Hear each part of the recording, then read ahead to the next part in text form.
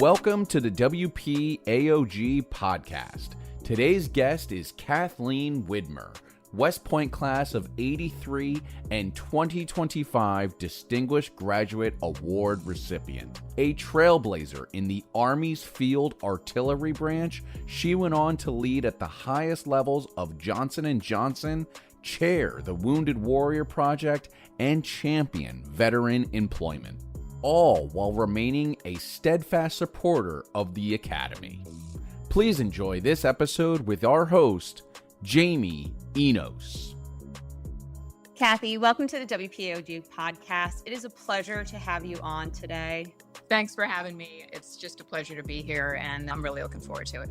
I think everybody's all surprised, right? They think like, oh, I'm on the WPAOG Podcast. Like, this is something I never imagined as like a cadet or even as a grad. Like, what is this thing that we have now as AOG?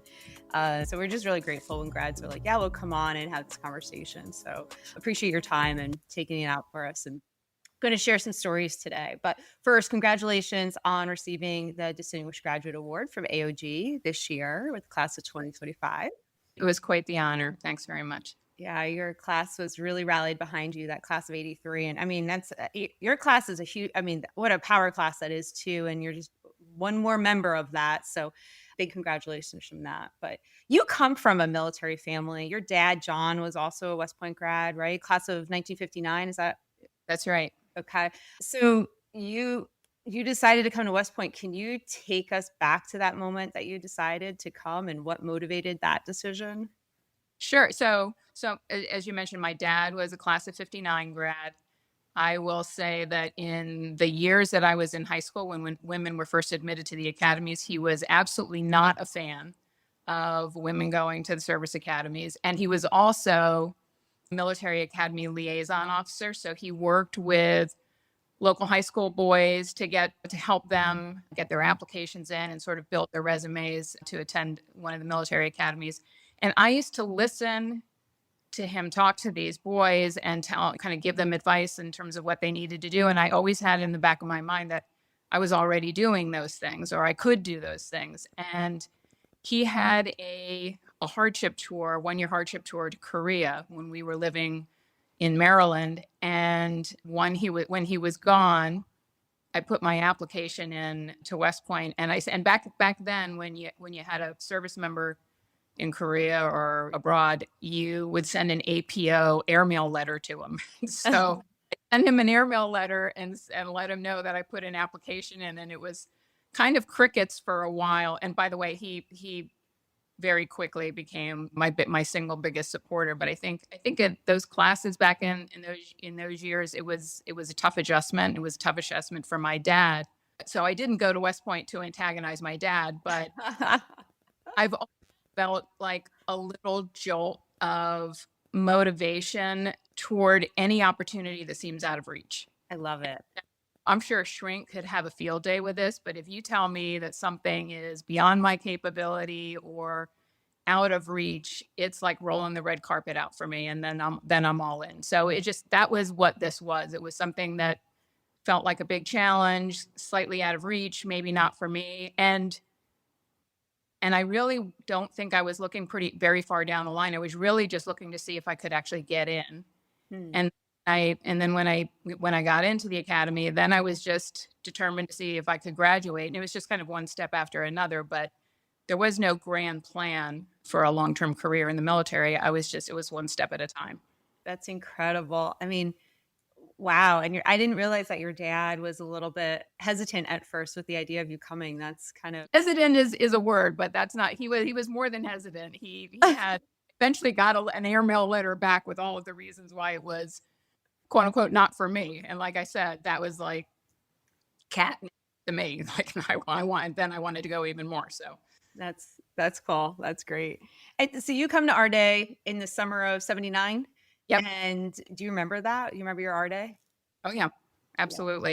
Yeah. Absolutely. Yeah. I remember my parents were there, my sisters, my high school boyfriend. My mother bawled her eyes out when we were saying goodbye in Mikey Stadium. I remember my first salute. I remember the cadet in the red sash. I had got my hair back then. We had a really, really short haircuts. Women did come into the academy, and I had like waist long hair pretty much my whole life. And the week before that, I got the shortest possible haircut, hoping that it would last as long as possible without having a very barber, because I didn't know what they were going to do. And then we marched in the parade that afternoon, and took the oath, and it was just it's a surreal day. So much happens in one day, and you kind of feel like you entered a mixing bowl, and then you pop out and you're something completely different at the end of 24 hours or 12 hours, whatever it was. Yeah. And you start all those friendships, right? From like Yes. minute zero and go on from there. And you graduated with the class of 83. Proud to be, right? It's the saying. I see it all over, especially now with you at the DGA. They are very, very supportive and so proud of you. Were there any moments during your time at the academy that like tested that resolve while you were here? Yeah, and I'll be candid about those early years. They were a lot of things for women. I think it was an honor to be in those classes. Sure. Excruciating to be in those classes. It was some of the best memories of my life, and it was hard. Like, it was all those things. It was a lot. And the one thing that I think tested my resolve most of the time that I was at school was that being a woman in those early classes was very much like being in a fishbowl. And I hear this from lots of women who were there with me during those years, whether it was academy staff or it was other cadets or it was the media. There was always kind of eyes on you, and you could be walking into a room, walking out of a room, walking across the area. I just always had this feeling of being watched closely, and it's understandable. It was novel, it was new, everybody had an opinion one way or the other. But I think the thing that I regret about it was I sort of feel like I withdrew a little bit. It was just that feeling like you're being watched all the time. And so the thing I regret about it was I think I had golden opportunities then to form closer bonds with other people, members of my class, like lots of women across the academy. But I think that experience in those early years caused me, and not just me, like other women I know as well, to withdraw a bit. And the thing I'm grateful for is in all the years since, that there are plenty of years and plenty of opportunities to build those bonds, which I have. And they're gold to me now. Like, those are the closest friendships of my life are within my family and my classmates, and I really appreciate them. But I think those years were, if there's anything that tested my resolve, it was a fishbowl. Yeah, that's understandable. That microscope, I guess, that you're just constantly, can you survive? Will you do it? What's the standard? Are you exceeding it? Are you maintaining it and going through it? That's a lot of pressure. Looking back on it, I completely understand. It was such a cultural shift that you're kind of earning a grade all the time. And it's makes common sense to me now, but it was strange. It was strange then. Yeah. I think we often think about influencing West Point in adulthood, right? I talk to a lot of grads, and we talk about like after they've graduated and how they've influenced West Point. But when I read your story and I think about the things that you've done, and I think about how you influenced West Point when you were actually a cadet, right? And I'm talking about the women's lacrosse program. And it might sound like a minor thing of like getting this thing off the ground and rallying everybody into this club program then in the 80s. But what I don't think people understand is how many women came through that program that became these incredible leaders, not only in the military, but in corporate America and in society. And they were members of that women's lacrosse team. And now here we have, spanning the years, right? And that team is now an NCAA Division I sport. It's in the running for league championships almost every year now. It's looking for playoff spots and going to the NCAAs.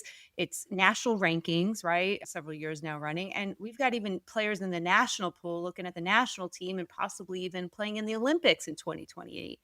And I saw this photo of you, which I think was pretty recent because it was you were standing next to Bridget Duffy on the field. And I was just like, look at this smile from ear to ear, this grin of like this proud mama moment of like this thing that you had developed and how it's come to fruition. Can you just describe that impact as a cadet and then how you've carried that forward even now into adulthood? When I went to school there, so I got there in 79. In 79, in the US, you either needed to be from Long Island or Baltimore to have played lacrosse. And men and women. It was really, those were the two hotbeds. And I was living right outside of Baltimore, went to a Catholic school, everybody played lacrosse. And so when I got to school, I remember an upper class woman asking me what sports I played in high school. And I told her I played lacrosse, and she's like, "You played lacrosse?" And she said, "We are trying to form a team and we have no one who played." And I said, "Well, why wouldn't you form a team where somebody's played the sport before?" So like, why are you picking this one? And they just wanted to play it. So I went around to my friends, my roommates, the girls I knew, and just tried to drum up a handful of women who wanted to learn. And so that first, I think for the first couple of years, maybe it was year 4 or 5 before there was another woman cadet there who had played in high school. And I'll tell you what, it's so impressive that I would say year 1 was a lot of learning curve. But by year 2, we were beating teams in our league. And that was with women who hadn't picked up a lacrosse stick 12 months prior to that.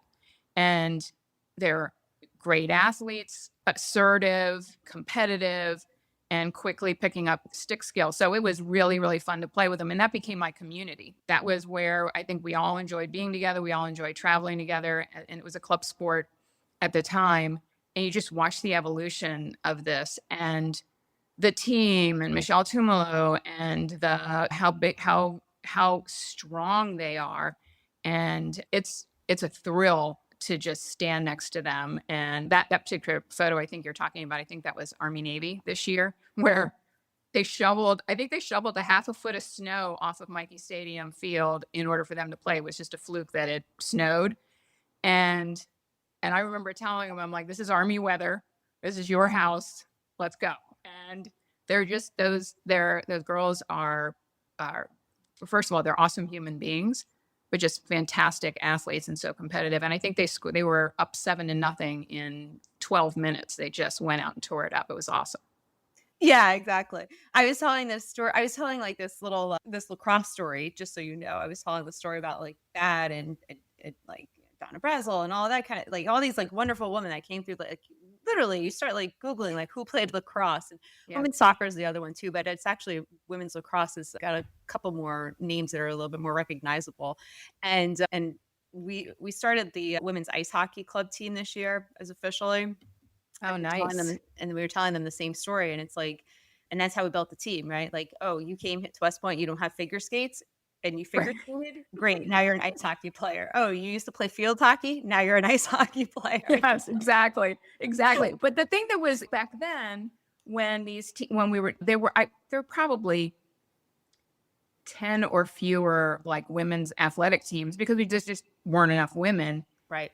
And I wasn't trying to talk them out of lacrosse because I love lacrosse, but I was like, why would you not pick this sport that so many have played? Like field hockey was one of them. There were a decent number of women who played field hockey, but in any case, I'm glad it turned out to be lacrosse because it's such an awesome sport. And you think of like Jane Gelada, Sharon Reardon, Jeanette Reagan. There were like great women on that team, and we still are, and we're still close. That's great. How do you stay connected to the Long Gray Line? So we live up here in the Northeast. We live in Bucks County, Pennsylvania. So we pretty much join virtually everything that's on offer, either for our class or in Army athletics. So we're season ticket holders. So we're up there for every game.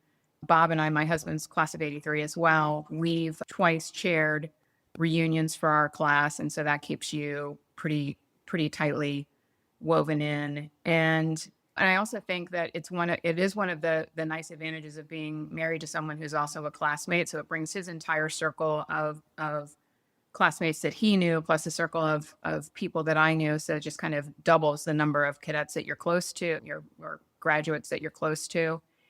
And And we put some time and effort and resources into West Point. We're fortunate to be in a position where we can do that, and it means a lot to both of us. And so when it comes to where we put our time, where we place our resources, it is at the very top of our list. Well, we appreciate that. That's for sure. Because I do know that it's not just you're speaking at speaker series here, and you're visiting, like we were talking about earlier, the Lacrosse games, and you're at West Point often. Your faces, Right. people can find you walking around campus a lot. There all she is over again. posts. There she is again. Right. In a good way. In a good way. It's great. Yeah. It's great. We love Yeah. and on the road too, right? Like you're not just coming up to West Point too. You're supporting West Point out and about. Out on the road, which is always fun. And two of my three daughters live up in Westchester, New York now. And so in the next couple of years, we're going to be moving up there. So it'll get even worse. I'll be everywhere, but it'll give me the opportunity to we're up for every football game. We're up for women's lacrosse games, but it would give us the opportunity to do a whole lot more. So we're looking forward to being up there. That's great. All right. Well, let's go back to the career part. When we look at your career, Johnson & Johnson, the work with Wounded Warrior Project, Texas Roadhouse, what leadership lessons did you learn from West Point that stayed with you throughout your life and your career? And how did that shape you as a leader and a person? So West Point definitely played a major role in leadership for me over the long term and leadership in my career. So I'm going to be candid. This is something that I've shared many times, and because that question of how has West Point shaped you as a leader comes up a lot. Sure. And I think people are often a little surprised by my initial answer, and you do learn this at West Point. I always say, job one, don't be an asshole. It really, and if you can avoid being an asshole, you're 70% of the way there. You really are. And when I say that, I mean things that are taught at West Point that aren't necessarily instinctive for everyone or for every leader. Things like when something goes wrong, that the leader is the first one to take accountability. And if things go right, they're the first ones to recognize their team versus the other way around.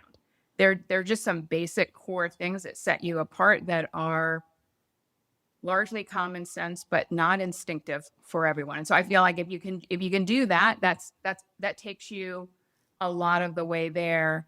And the second that I feel like I learned over the years, and I also think that West Point engenders this as well, is it probably matters even more when you're a very senior leader that you find opportunities for your humanity to shine through. And because people follow people, they don't follow job titles. And that means staying humble, asking questions, being a great listener, keeping an ear to the ground, really understanding what the culture is, what the climate is. And I think that concept of humanity, like when I think of the best leaders that I know and the ones where when you sort of know when you're in the presence of a great leader, to me, that's a common thread, is their humanity comes through.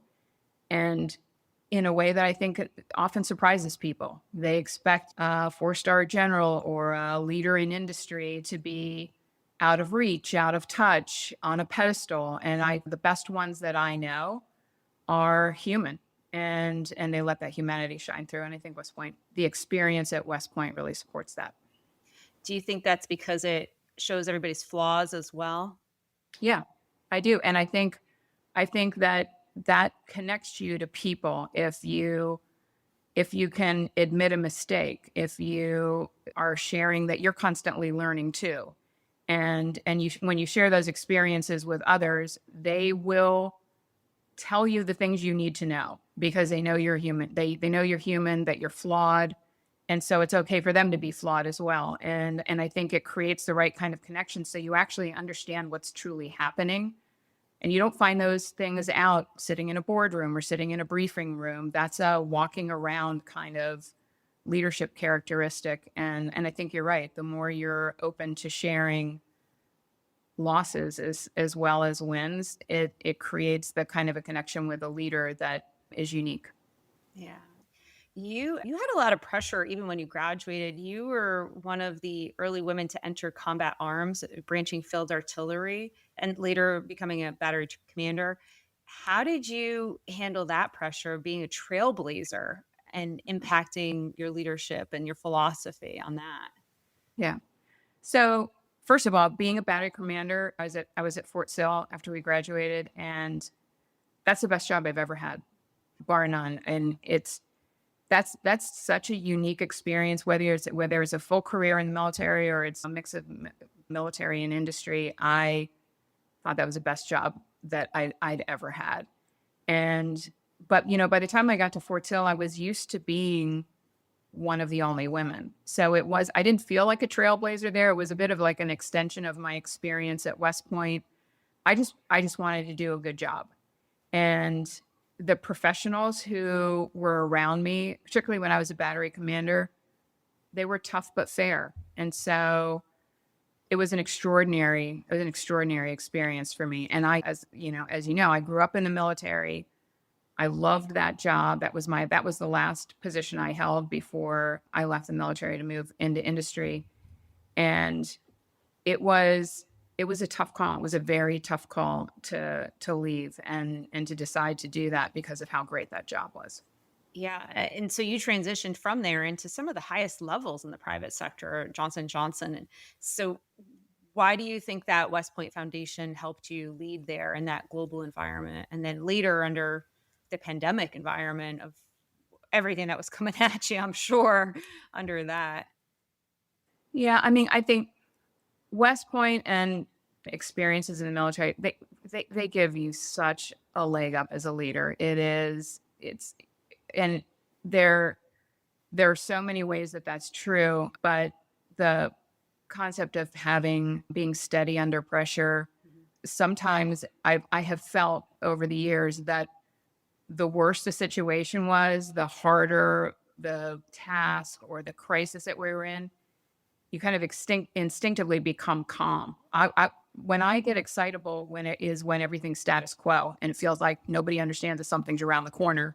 But when those tough moments happen, it's great to be the one who's steady and calm. And people need to see that, because the level of agita is always way up. And I just think that being put to the test often just kind of, it builds that muscle. And the other thing that West Point really did for me that helped me in industry is you build stamina at West Point. You don't get to opt out of hard stuff. You have to do everything. You have to get up every day early. You have to follow a schedule that puts too many things in front of you to do than you can actually accomplish. And you have to filter all the time what's important and focus on those things. And being a senior leader in industry is the same. If you try to do everything instead of prioritizing and filtering and figuring out what's important, you just sort of run yourself in circles and honestly don't accomplish much. But there's a stamina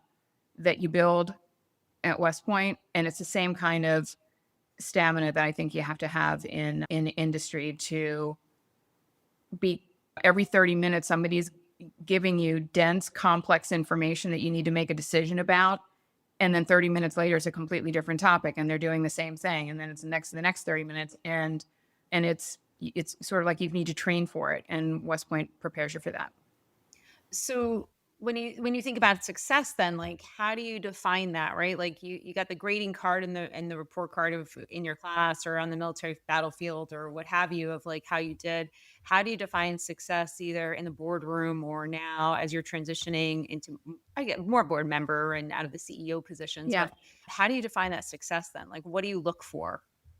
So years ago, when I was at J&J, we had a partnership with an organization called the Human Performance Institute. It's a great organization that was down in Orlando at the time. And they go through this exercise where you have about a half a day to figure out what are your priorities in life. And it's interesting that I can't tell you how many times I've been in a priority setting environment, but I never spend time on what are my priorities? What am I actually trying to do with the time I have here?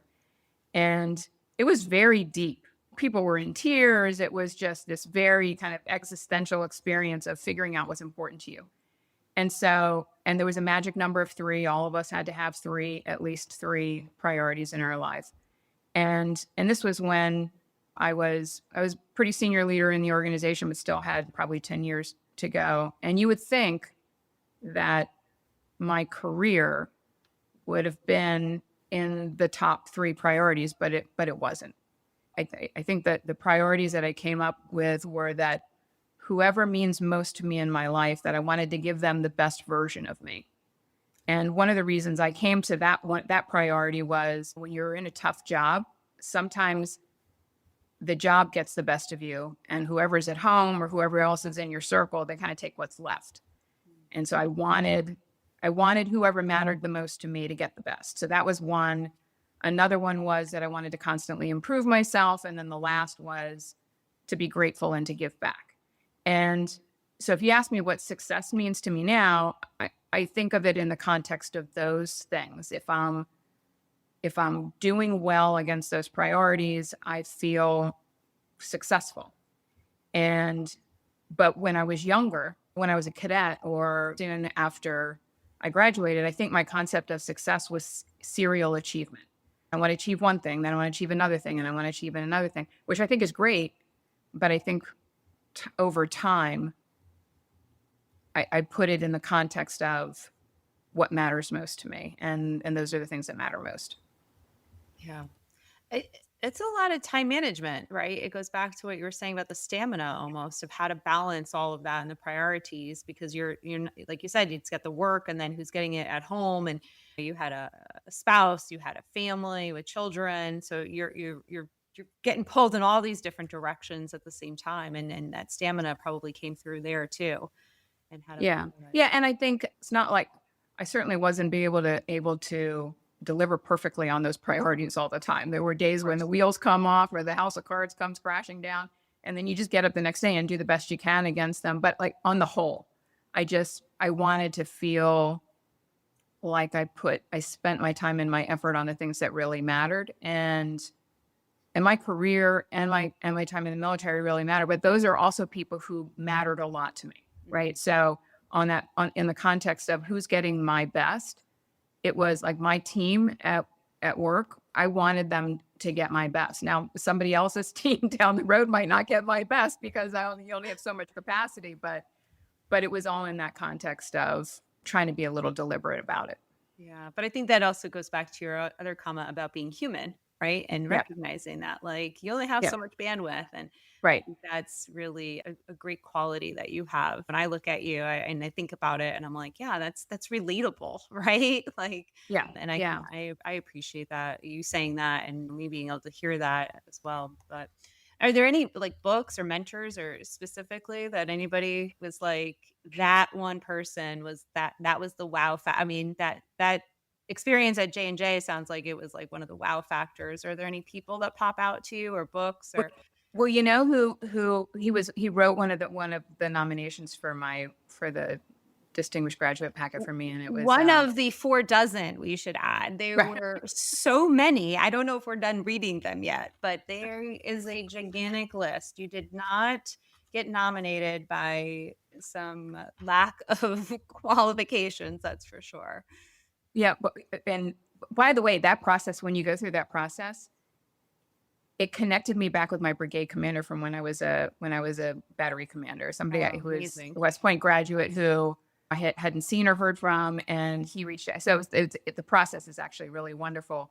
But it was General Stan McChrystal who he came to speak to a bunch of senior leaders at J&J when I was there, and then shortly after that, he offered for me to come to Alexandria to the McChrystal Group, his office, as well as his home, with very few other people. I think in the end, there were maybe 3 or 4 of us who had the opportunity to get personal time and attention and mentoring from General McChrystal.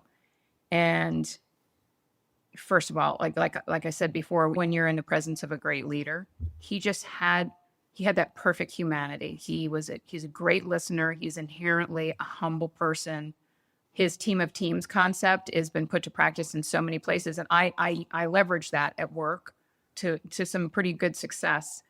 But one of the things that really stuck with me there was one of the mornings in DC, he and his command sergeant major from when he was on active duty went for a run with a couple of us before the sun was coming up on the mall. And so they ran us from monument to monument. And along the way, his command sergeant major knew like little known facts about each of the monuments and the history behind them.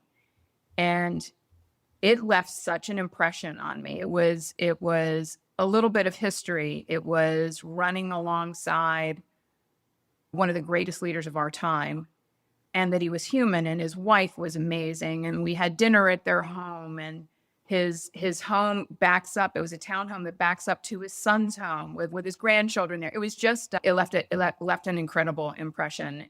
And part of it was his humanity, and part of it was what I learned from him that I was able to put to practice in business. Love the fact that it's a fellow West Point grad, of course. Yes. So, yeah, an incredible example that you've given. We've had him on the podcast as well, so listeners can also hear more about him from our podcast. You will be podcast number 99, though, Kathy. So congratulations on that. Yes, Congratulations to you for doing that. Yeah.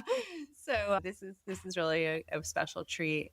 Again, you did. We all know you had recently gotten the DGA award. How did you find out about that? You talked a little bit about the nomination process, but how did you even find out? And then I heard that the class reacted and was just totally celebratory, of course. But what did that mean when you found out? So somebody gave me a little bit of inside baseball information about that, and they said that sometime in January, you're either going to get a call from Mark Beeger, who's president of the AOG, which means that you did get selected, or you're going to get a phone call from your class president, which means you did not get selected. So I said, okay. And 50-50, here we go. Yeah. So Bob and I, one day in January, we were driving up to have dinner with our kids, and Mark Beeger's name came over on the phone in the car.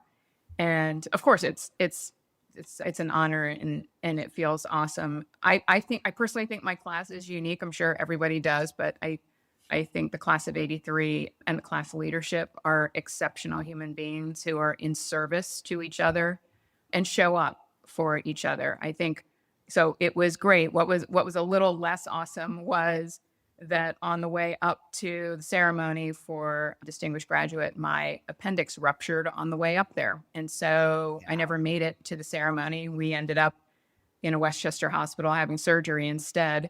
And so Mark reached out to me and he said, we feel really bad about what happened. And I said, I feel really bad about it too, because all these people came and I no-showed, but I'm going to jump in with a group who is honored in 2026. So, which I really appreciate the opportunity to do it. But it's an incredible honor, especially when you look at the quality of people who have been distinguished graduates in the past. And I'm extremely appreciative of the people who put the nominations in, but my class and the class committee are amazing people.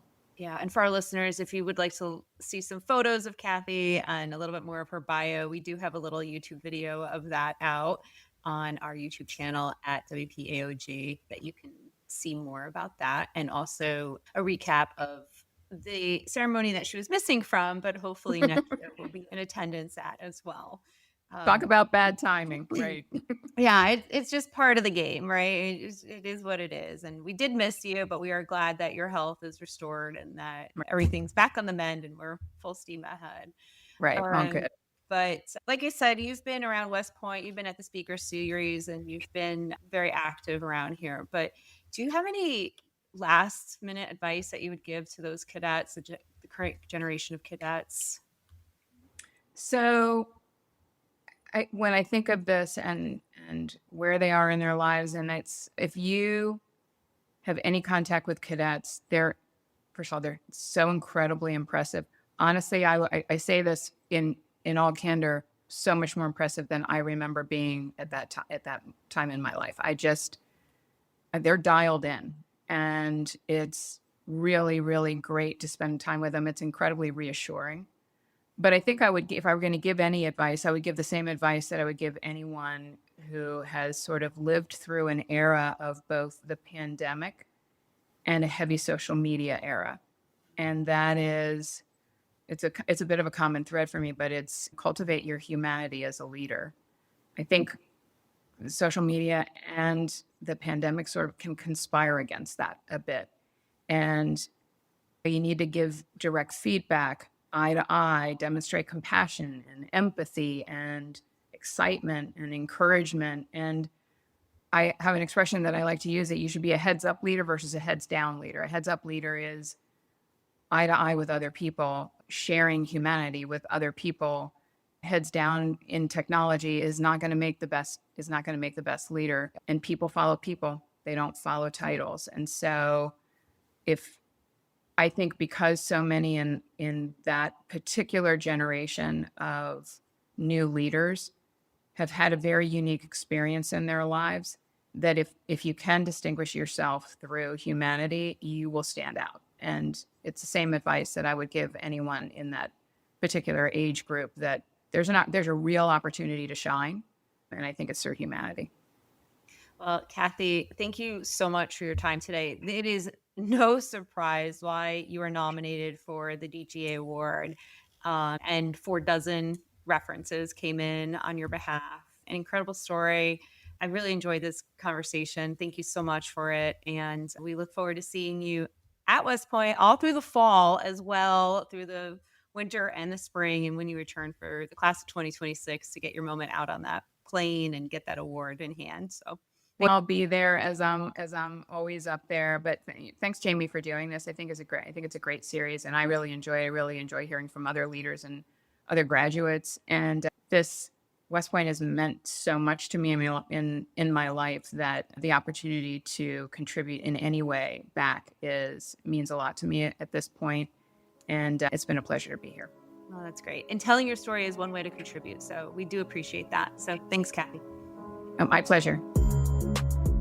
Thank you for listening to the WPAOG Broadcast Network. Please take a moment to rate and review the show and subscribe to automatically get updates on a new episode. Thank you for listening.